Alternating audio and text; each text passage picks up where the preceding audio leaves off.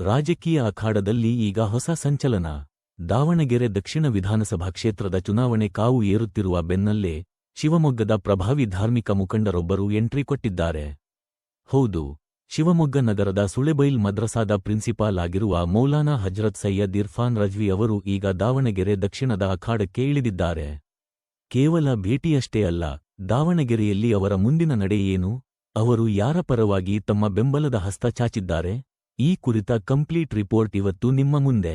ಪ್ರಿಯ ವೀಕ್ಷಕರೇ, ನೀವಿನ್ನೂ ನಮ್ಮ ಇನ್ಸೈಟ್ ನ್ಯೂಸ್ 14 ಯೂಟ್ಯೂಬ್ ಚಾನೆಲ್ ಅನ್ನು ಸಬ್ಸ್ಕ್ರೈಬ್ ಮಾಡಿಲ್ಲ ಅಂದ್ರೆ ಕೂಡಲೇ ಸಬ್ಸ್ಕ್ರೈಬ್ ಮಾಡಿಕೊಳ್ಳಿ.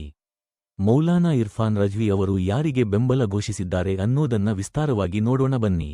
ಮುಂದಿನ रिजवान अरशद हो, सलीम अहमद हो, मोहम्मद नलपाड़ हो, उनकी बात पर तवज्जो न देना, पैसे से अपना वोट न बेचना, क्योंकि पैसे से वोट बेचना भी एक जुल्म है, एक गुनाह है कि अपना कीमती वोट, क्योंकि हम जमहूरी मुल्क में रहते हैं, उसका सही से इस्तेमाल करेंगे तो इंशाअल्लाह तो हमें हर मामलात में सवाल करने का हक होगा। मैं दावणगेरे के तमाम गयूर और दर्दमंद नौजवानों से, बुजुर्गों से, खवातीन से गुजारिश करूंगा कि अभी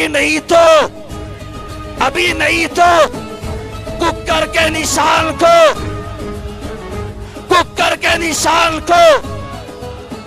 एसडीपीआई पार्टी को अल्लाह तबारक व तआला सबको इस पर अमल की तौफीक अता फरमाए। और जनाब अफसर कुडली पेटे साहब को अच्छी तादाद में यहाँ से कामयाब होकर और असेंबली में जाकर, विधानसभा में जाकर हमारे हुकूक को बेडरे हुए पहुंचाने की अल्लाह तौफीक अता फरमाए।